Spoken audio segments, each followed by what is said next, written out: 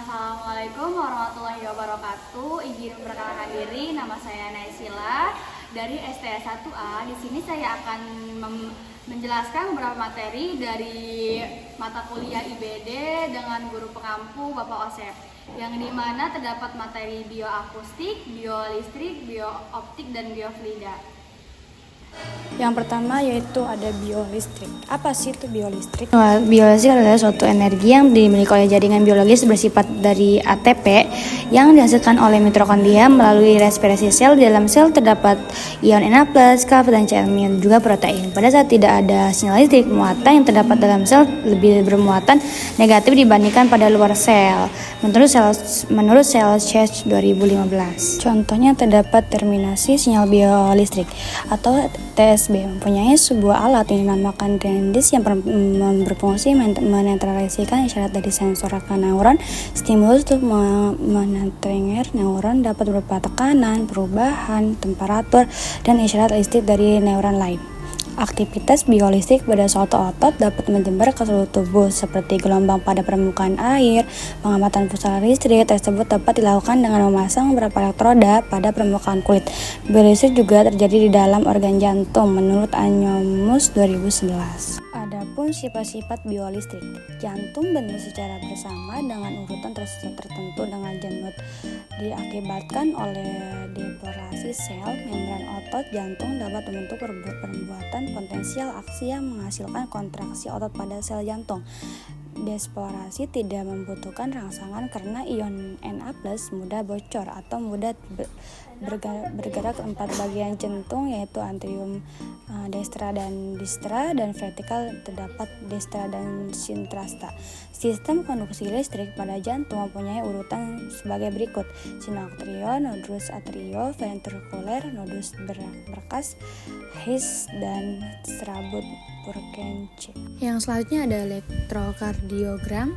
Elektrokardiogram atau EKG adalah suatu grafik rekaman aktivitas elektrikan jantung oleh alat disebut elektrokardiografi.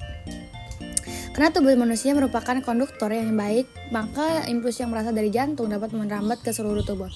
Sinyal bioelektrik yang dipancarkan oleh jantung dapat direkam dengan menggunakan galvanometer dengan menggunakan elektroda yang diletakkan pada berbagai posisi di permukaan tubuh.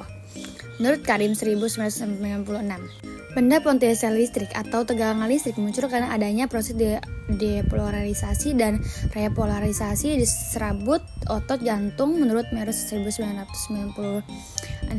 Pada dasarnya gelombang EKG terdiri dari banyak gelombang yang tiap gelombangnya mewakilkan suatu jenis jantung. Satu gelombang EKG merupakan gelombang KRS kompleks dan gelombang T.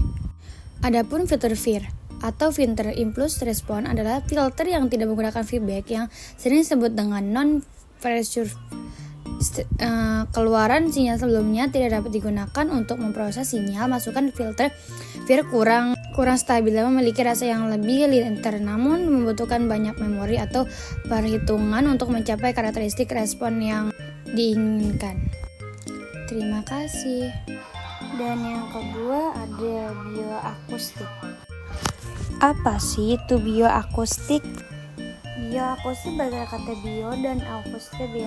Bio artinya hidup atau hayat, dan akustik berasal dari kajian getaran dan bunyi. Yang dinamakan bioakustik adalah suatu perubahan gelombang mekanik terhadap zat yang sering menimbulkan gelombang bunyi.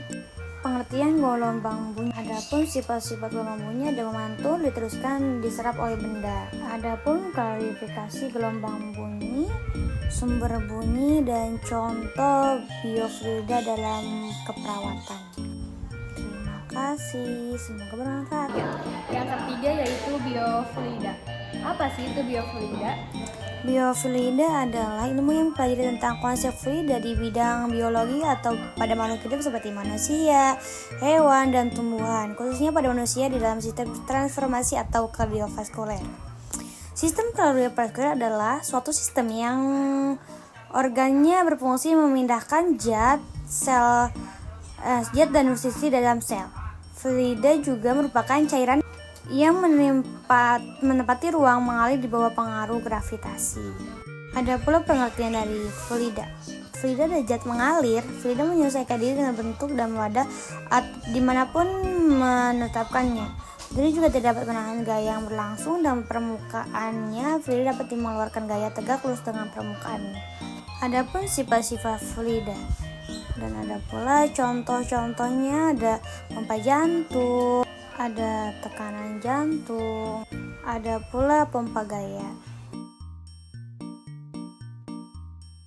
Yang terakhir yaitu ada biooptik. Apa sih itu biooptik? Ada pula pengertian dari biooptik, ada macam-macam optik.